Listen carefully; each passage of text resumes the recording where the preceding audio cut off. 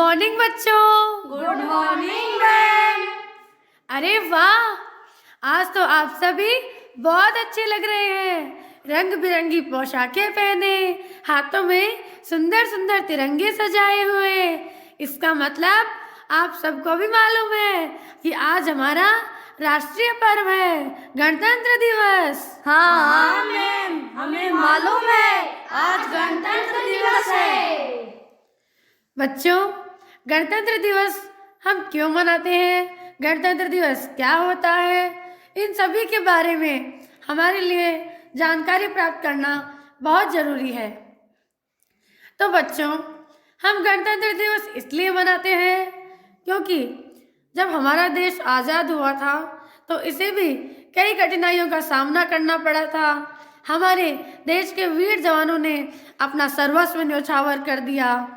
अब भी हमारे देश के कई वीर वीरांगनाओं ने अपनी जान तक गंवा दी, जैसे कि महारानी लक्ष्मीबाई और बेगम हजरत महल, चंद्रशेखर आज़ाद और सरदार वल्लभ भाई पटेल जैसे महान वीर जवानों ने। ठीक उसी तरह हमारे संविधान को भी बनने के लिए बहुत चुनौतियों का सामना करना पड़ा था। हमारा संविधान को लागू करना इतना आसान नहीं था।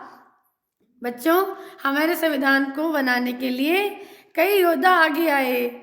उन्हीं सभी की सहायता से हमारा संविधान बना और ये समिति बनी। फिर आज ही के दिन यानी 1949 को 26 जनवरी 1949 को हमारा संविधान लागू हुआ और इस संविधान को लागू होने में पूरे 2 वर्ष 11 माह और 18 दिन लगे थे।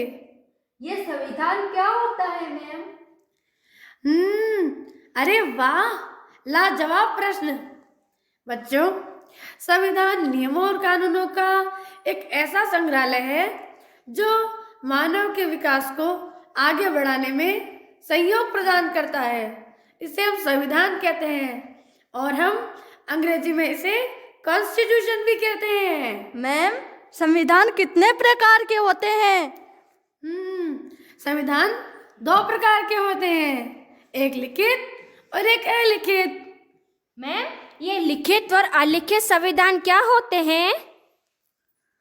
अरे वाह बच्चों, बताती हूँ।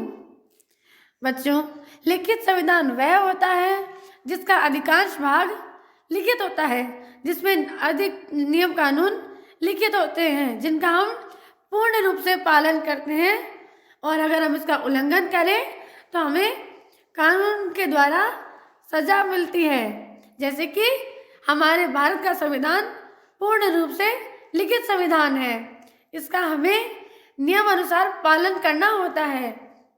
और बच्चों, अलिखित संविधान वह होता है जिसका अधिकांश भाग अलिखित होता है और जिसके नियम कानून बनाए तो जाते हैं मगर उनका उल्लंघन अधिकतर लोग करते हैं, उनका पालन करने की संभावना कम से कम होती है। इसी तरह बच्चों, संविधान को 2 भागों में बांटा गया है, लिखित और अलिखित संविधान। जैसे मैम आपने गणतंत्र दिवस के बारे में बताया, संविधान के बारे में बताया, अन्य विद्यालयों में अलग अलग तरह के कार्यक्रम होते हैं, जैसे कहानी, कविता, सॉन्ग। तो आज ये सब क्या हमारे विद्यालय में भी होगा? हाँ, ये जरूर होगा हमारे विद्यालय में। ये देखिए, होना ही चाहिए। हमारे देश के उन वीर जवानों के समर्पण को याद करने के लिए, उनके कर्तव्यों को याद करने के लिए, उनकी भक्ति भावनाओं को याद करने के लिए ये सभी बहुत ज़रूरी होता है। तो ये सभी आज हमारे विद्यालय में भी होगा।